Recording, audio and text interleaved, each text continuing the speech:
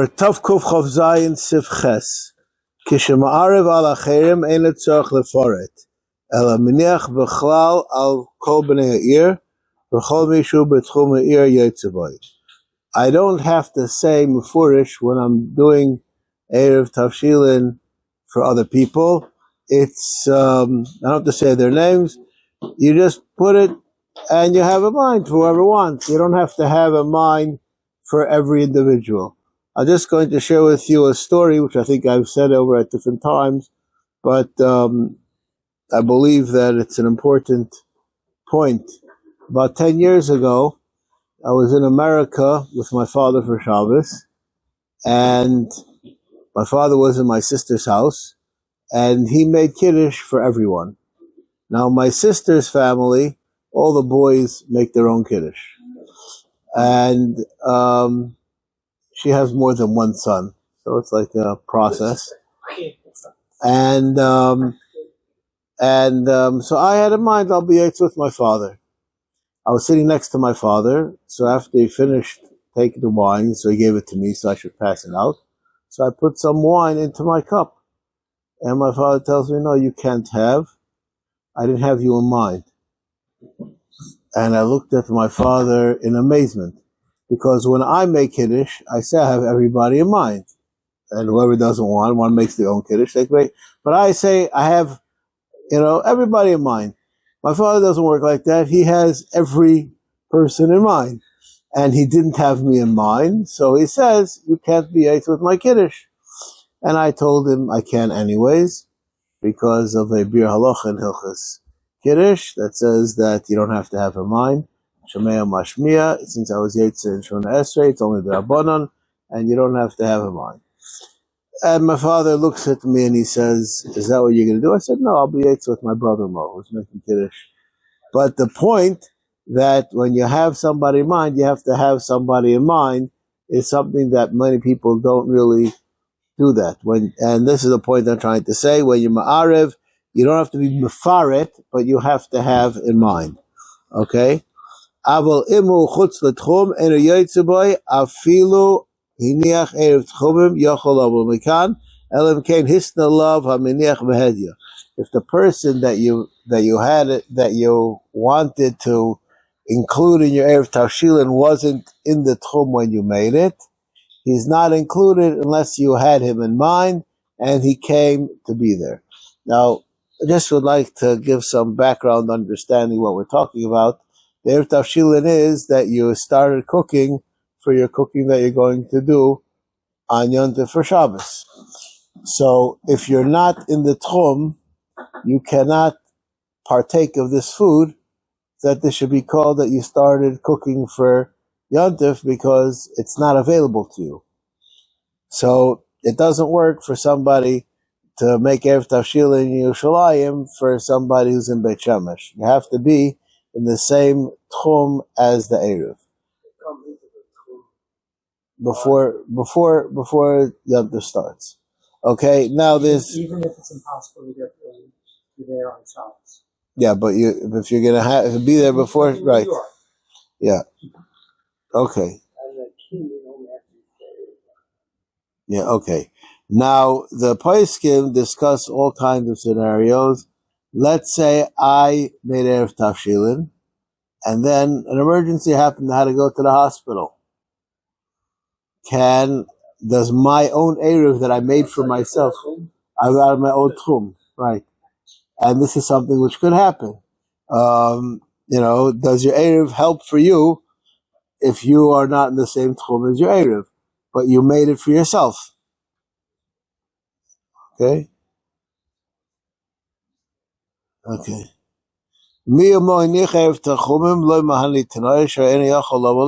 Okay.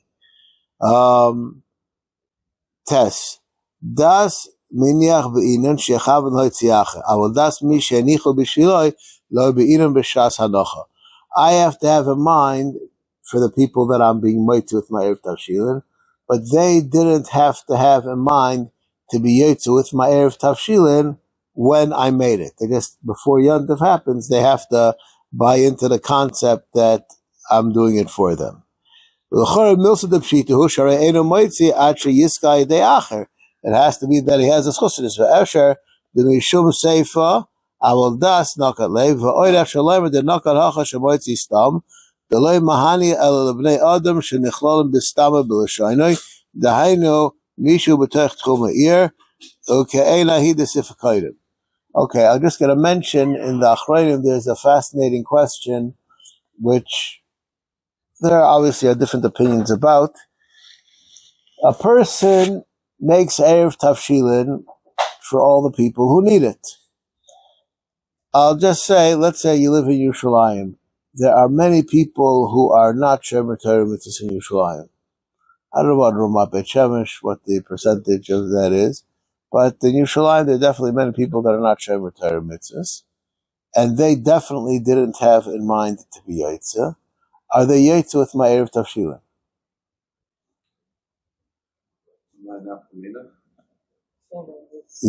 What would happen if I would like that person to cook for me something?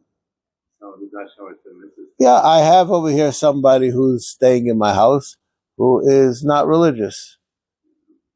Okay? Can he cook? He's already staying in your house.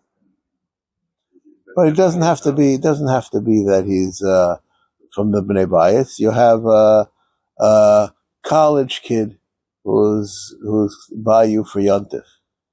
Okay? And he's not Shemer Torah mitzvahs. Does it help the Eiruv Tavshilin for him?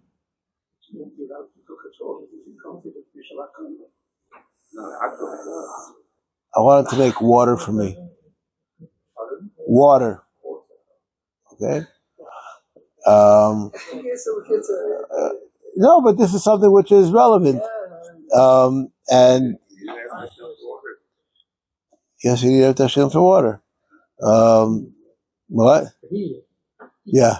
Right. Not good. You're going to put it onto the fire, whatever he wants to. Yeah, okay. That'll take care of your Bishul Akum problem too, according to many.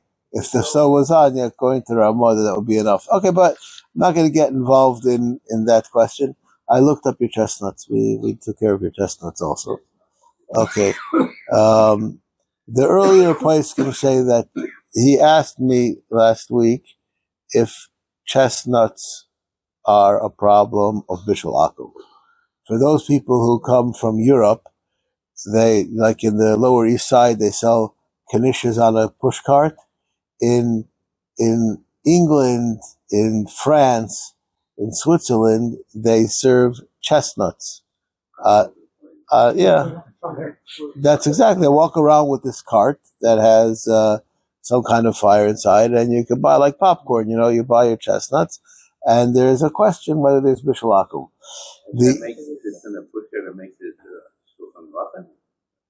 No. But if it's served al shulchan malachim, you can't eat it from the push cart. Right, I'm saying, so why would that make the question is, what is the status of chestnuts? Is there a problem with Bishul Akum on chestnuts? Okay. Now, the earlier poskim assume that chestnuts can be eaten raw, and therefore they allow it. Contemporary poskim say that chestnuts cannot be eaten raw. Now, I'm not speaking right now about water chestnuts. I'm speaking about real chestnuts.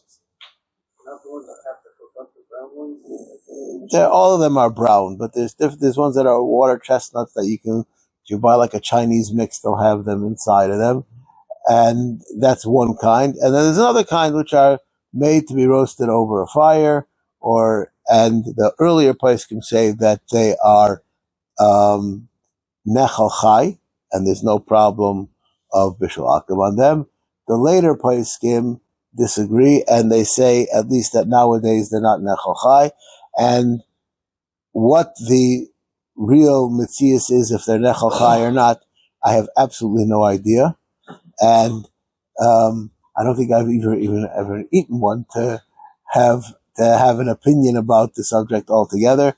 But I will just say that there are definitely many opinions that say that it's mutter, and probably if I was pressed, I would probably say that it's mutter, because it definitely can be eaten raw, because if they used to eat it raw, this is like the subject, and then just for you, for people like parrots, there's a machlokes haposkim about corn, if corn is eaten raw.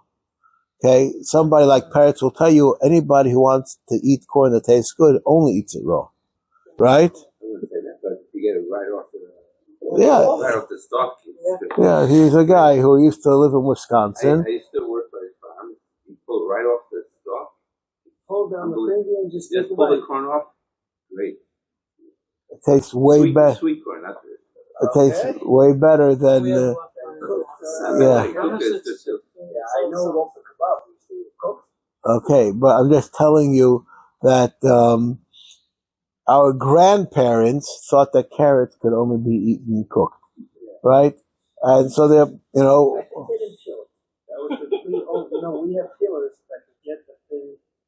I don't think that that's the subject. I think that it's a different. Okay. Okay, I'm just. European chestnuts, they raw. American ones, they don't. That's what it says? Okay. It's a different. Okay, I'll just, on that subject, just going to mention from the fascinating questions on contemporary halacha on Bishul Akum is craisins. Craisins have a major battle of the poskim if they are eaten raw or not. And I'm going to just tell you the facts. I've researched this more than one time. Cranberries, nobody eats cranberries fresh off the tree. All of them are sugared. Now, to sugar them does not demand cooking. You can, and most of them, they sugar them and then they put them in the oven to dry them out. The reason they put them in the oven to dry them out is just quicker to put them in the oven than to have them lay around for 2 weeks to dry out. You get the ones that they say there's no sugar added. That's good. Yeah. I eat them plain. Okay, but I'm just saying okay, so you obviously like tart things. But the ones that are marketed in America, all of them they're bloated with sugar water and then they're dried in an oven. And the machlokes is if that's called that it's eaten raw or it's edible raw or not. And there's many sources, much has been written on the subject, but in my opinion, the bottom line is it's okay. So just be aware. But the subject is a fascinating subject. Okay, let's say, I'm going to answer your question. Cooking is a process that changes the food. Okay? If I take grapefruit, and people only eat grapefruit by putting sugar on it, right? Like, those people who, okay? That doesn't mean that it's not eaten raw. You're just adding something to it in order to make it tastier. But there is no change in the food preparation. It's still raw, right? It's just you eat it together with something else, right? But the food, nothing changed. The cranberries, the way I understand it theoretically, if I would take the cranberry and I would just douse it in sugar and eat it, it would also be fine. That's basically what they're doing. What? That's because you want to have a lot of sugar. But No, because it's intrinsically bitter. Okay, so you just put a lot of sugar on it. They soak it for 5 hours. They,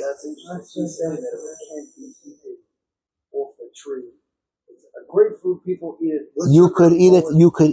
That's what I'm saying. You could eat the cranberry off the tree. Just you'd have to put a lot of sugar on it. It's not edible raw. It's just that you want to have a lot of sugar on it, so therefore you soak it in sugar. Right. You don't need any process to change it. Even though we'll only be with a size something else. Right. That's not the. Yeah, but there's definitely something changing in when you cook it. That's, there's a process that's happening. The cooking changes it. The question is the earlier position make edible or not? Right? That's what I'm saying. Here, I think that it's edible, just you want to have it with something else. Okay? And this is...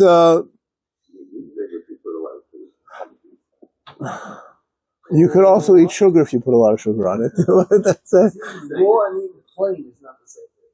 What? Eating raw and eating plain is not the same thing. Right.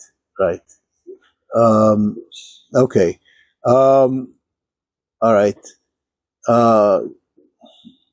Anyways, the poskim say that a person who's not a shomer Torah mitzvah is not interested in mitzvah Eiruv, it doesn't help for him the Eiruv. He has to be somebody that is theoretically buys into the concept.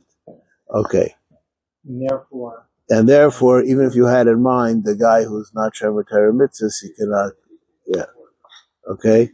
Especially in the street where I live, because in our building underneath, it's like half married and turned into a Yehudah, and it's a non-Jewish Ukrainian family living in that Yehudah. Okay. May I ask you a question? What did you do about the Eiruv? Did they do Schiras Mokum for that person? Because your street has a special Eiruv, right? Yes, that's why the question came up. I don't know how we actually handle it. There's ways to do Schiras. Yeah? No. Not an Eiruv Mutter. Not an Eiruv Mutter, yeah. So what? So the owner gave over chestnuts. You can't walk in. Yeah, the Schira Lakito, there are halachas to this, what you have to do to allow that it should not, to make it sure that it's not a problem. Okay?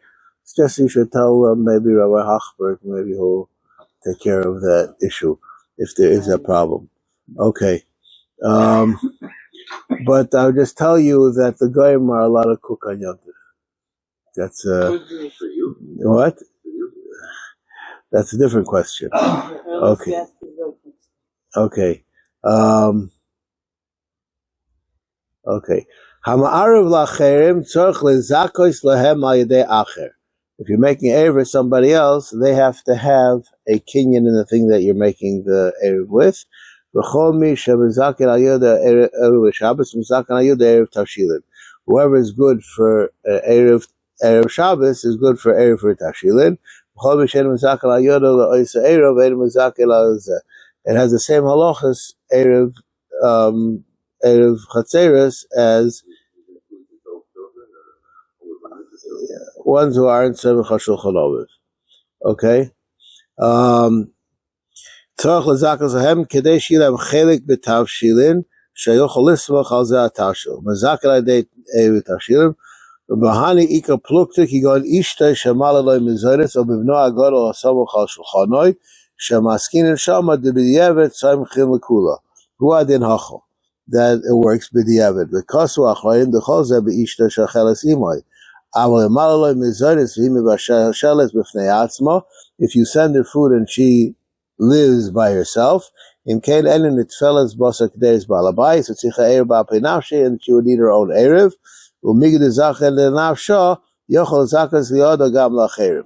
okay, I'll just tell you that generally speaking, when I make Eiruv Tavshilin, I usually have married children there, and I use them to be mezakeh for everybody else when I'm making Eiruv Tavshilin. Tzarech hazeichel hagbiya ha'eruv me'akarka tefach. From wherever it is, it has to lay a tefach. And there's a question if you have kinyan yad, how do you do with kinyan yad? But the bottom line is that a proper kinyan has to be done.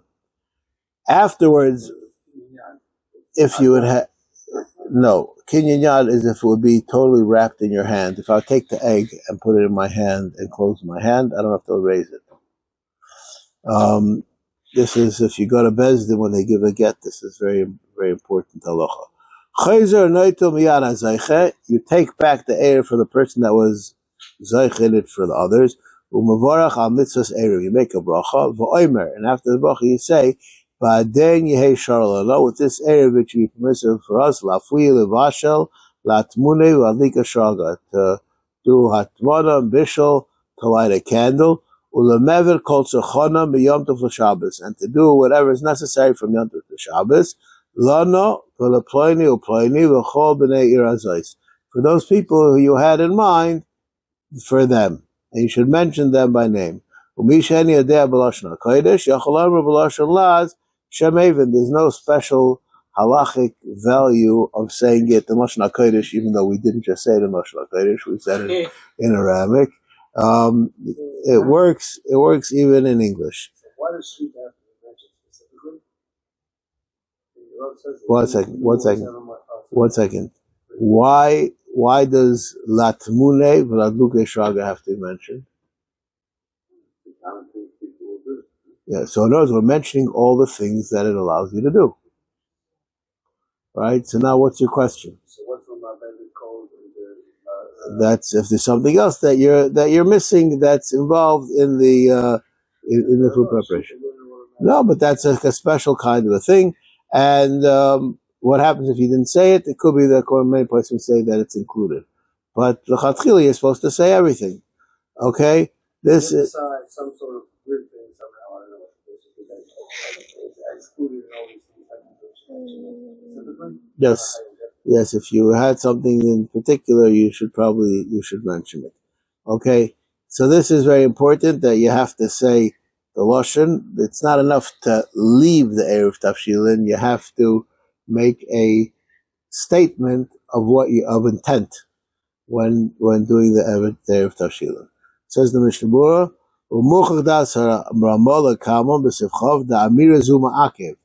that this saying it is ma'akiv.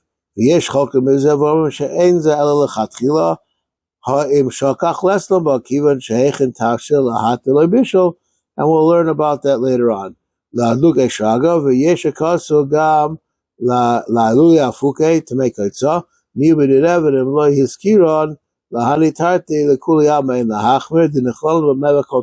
these are included in all other things which are called tzachana of the bishul. Remember, called tzachana v'shum b'tar b'chol malachos, because achor the gam shchita nechlos. V'zeh mikol wakom lechatchila toiv leforet b'hadein gam shchita.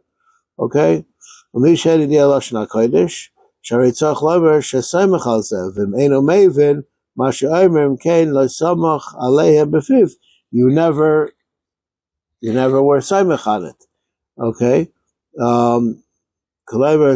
okay. Now the next halacha is a fascinating halacha. If there's a 2-day yontif, you're only allowed to cook with the Eiruv Tavshilin on the yontif that's on Friday. If yontif is on Friday, then you can, even the first day yontif is on Friday, you can do it also. Okay. Iminiach Eiruv, there's no difference. Krishkeshachol Yom Tov Rishon b'Yom Chamishi, Dahayachol Avashol b'Yom Shishi Shu Yom Tov Sheni.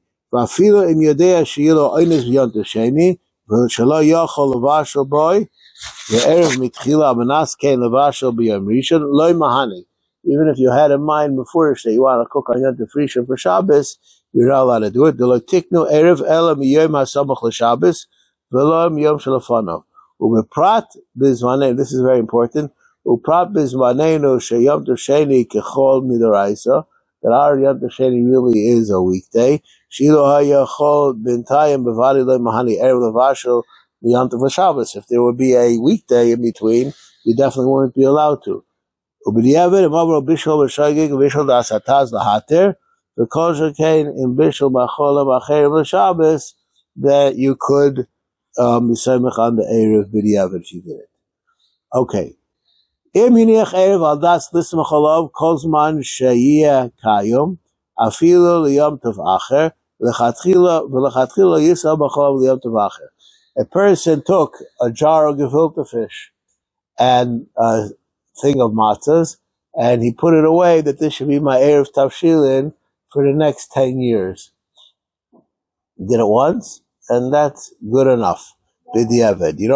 It's not incumbent upon a person b'diavad at least to do it every single yontif. No.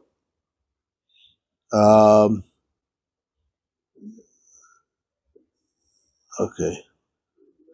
Yochol esmochanik sheniach erev b'yontif achav v'lo niska la'arev shenis v'ev yontif v'samach ha'leruvoy azel lav zavasha aval niska koydem yontif tzarch la'arev shenis v'lever b'adein eruvo avalo yivorach shenis. If you remembered, you should say the nusach again. But if you didn't say the nusach again, the nusach from one yontif will carry over. So can I do it on Sunday for yontif on Friday? I think so. Okay. B'chatchili, you're supposed to do it in the afternoon, though. Yeah, No? in the afternoon. Right, for that Shabbos to come. So how does it help for Shabbos? For all the Shabbosim. Okay. I usually don't cook for Friday for Shabbos. Okay, this time you did. You're not doing it on Friday, you're doing it on Wednesday. Okay. Nechal ha'eruv oy she'avad kodem shebishul Shabbos eno yochel avasho. This is not.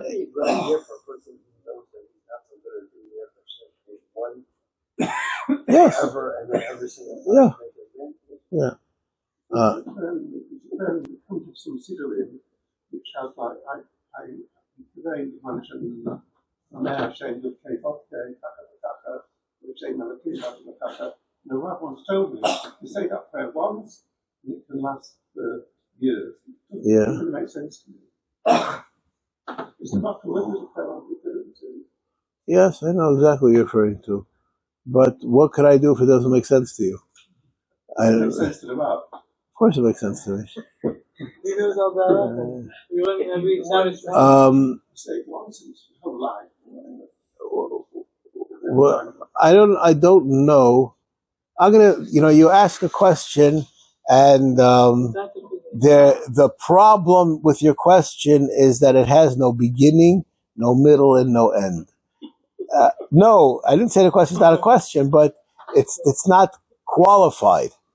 The halacha is that when a person is writing a Sefer Torah, he has to have in mind that he's writing it l'shem Kiddush Sefer Torah. The Taz says when you start the Sefer Torah, you say do Kiddush Sefer Torah, and then it works for the whole Sefer Torah. You understand that? One second. What? I didn't ask you if it's hard or easy. Do you understand it? Okay. I understand the concept, how it applies. What about when I go into the matzah bakery and I say my involvement in baking matzahs today should be the Shem Matzahs Mitzvah. And I go and I eat lunch and then I start an hour later a second shift. I don't have to say anything? It doesn't have to do with your Masech. You're asking us, shouldn't you, or you have to? I'm asking you have to. You have to? Yeah. Kol mash, I'm going to say it with the words. Everybody says, Kol mash ani oisa be'esik zu yeh matzahs mitzvah. It's new dough, it's a whole new chef. It's not a whole new chef. For those who say like that, you have to say it on every dough, because every dough is a new chef. Okay, maybe every done. Maybe. Okay. That Every time we bang, we do it, and there's no. Oh, you guys do it. Even you do that. But we're right now not discussing what the best thing to do is. We're talking about what's the bottom line. The bottom line is that there's a concept of kol ha'oisa al das rishon hu oisa, and it works automatically. Okay? Now, there's a machlokes, the Chazon Ish and the Noda B'Yehuda. If that has to be that you did something which is necessary to be done, or even if I said it by something which isn't even necessary, and it's not chal there, even the lishma, that could be enough to be mechal l'shma later on in the process. That's not different. So Okay. I say every time I do something, my parents say this whole year, it's the same, it's just keep it up with him.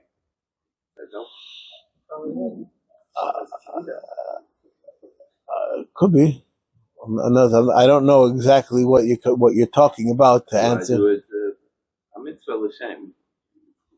Yeah, I think so. I think that there are many places that say this. This is the Rav Avrohom that says that a person can say before I do something that I'm doing it for that purpose, and I could say it before I start. Right? Let's just think about take a look. You didn't ever learn the sugya. It's a big Kiddush. Where is the sugya? No, it's by stam. No, it's by stam. It's by ibur iris. That's right. That's not with Ibn Gabel. No, the sugya is by the tchilas ibur of the iris, where you don't need the shema if it helps. That's what the Chazanish, and that's this. The subject is that I put in mind that when I'm doing something, I have this in mind. Okay, I'll ask you a question. I'm going to build my sukkah now. Okay, now I'm going to the lumber yard, and I tell the guy I'm going with, I'm going to build my sukkah now, and I want it to be l'shem mitzvah sukkah, and it's in of. I'm doing this. It's not shloshim yom koydem achag. Okay, and I built the sukkah. Is it a kosher sukkah? Mm-hmm. Why? Because the shloshim yom is cut off for stam, but when you have fire, it works. When did I say it? You said it before. But that's before what? Before the 30-day cutoff. No, when did I say it? In Av. No, that's not what I said. You were in hybrid. In the lumber, Right? he's going into a different product. He wants to know if your sukkah is kosher. So you said it's kosher because you did it l'shem and you were mafarish. You're saying if I didn't say I wasn't say what I didn't build it. I didn't say anything when I built it. Right? What about when I woke up in the morning? I said today I'm going to the lumber yard to buy lumber for my sukkah. What do you say? Why are you thinking so? No, I'm asking what changed? Because about paper, for example, about making the mattresses and so on. Maybe folk who knows that this is your kavanah. What about you? Forget about Hashem. You know as well. You've stated up to kavanah. So when you come round to doing it, it's done on the basis of what you stated. That's right. Okay. So now, when I woke up in the morning and I said, when I'm going to say the Shem of HaKadosh Baruch Hu, I want to have in mind that it should be Takif Ba'al Kulam, and it should be, right? So what's the problem? You only have to say once, but it must be One second. If it's a month, that's good for you? If it can last a month, then it can last a year, it can last 50 years. I don't see any difference. If you tell me it has to be immediately preceding, then I understand. But once you could say that it could go work overnight, I don't see anything over one night and over 3 nights.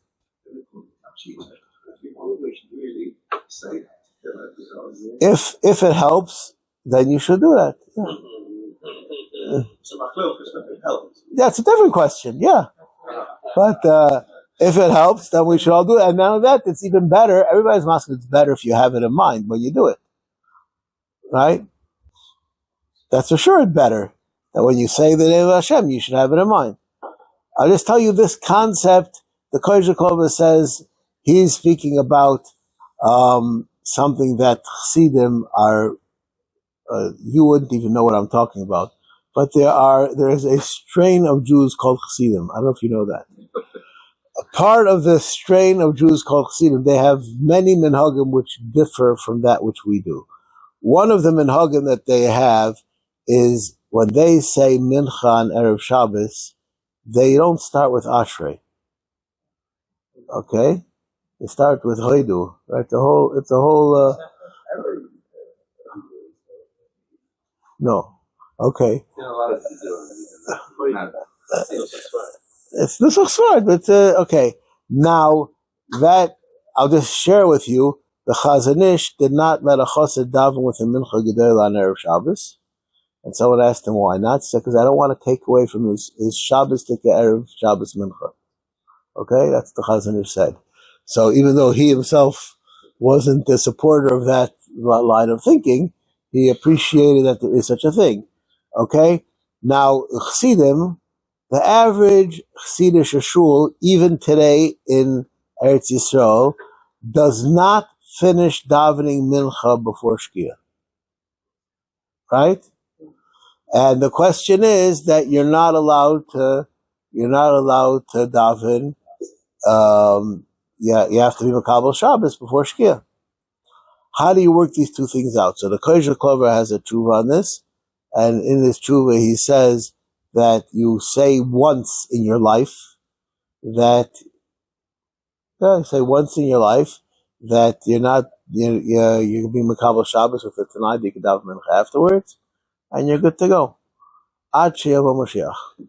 Okay. So I'm saying this idea has been around for a long time, and by many people. Okay. Let's go.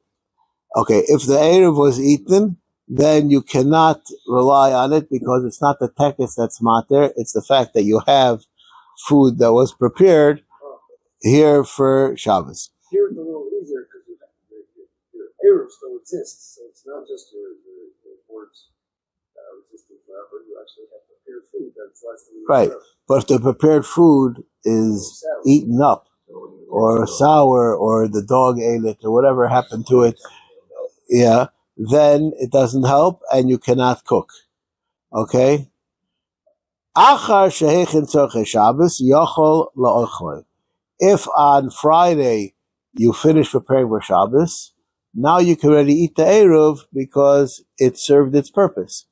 There's no reason, theoretically, that the Eiruv has to be around for Shabbos. Okay? The only reason why I could think that should really be around for Shabbos is if you want to be Saimech for the Lukei Neiris, so you should probably want it to be around for that also. Okay, it says the Mishnah Berurah. We didn't finish it. No, Matzah Shabbos? Yeah, we're going to learn about that.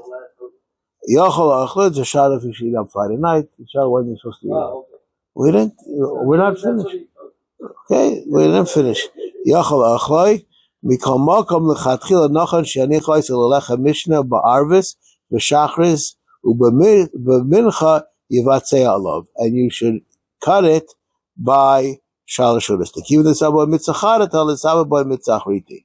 Now, I'd just like to share with you the shita of the Vilna Gaon is that when you make Lecha Mishnah, you're supposed to cut both of the breads, not just one of the breads. Now, there's a discussion, if you hold like the Vilna Gaon, when are you supposed to do it? You're supposed to do it on Friday night, or are you supposed to use it for Suda Shlishis, this aspect, okay? But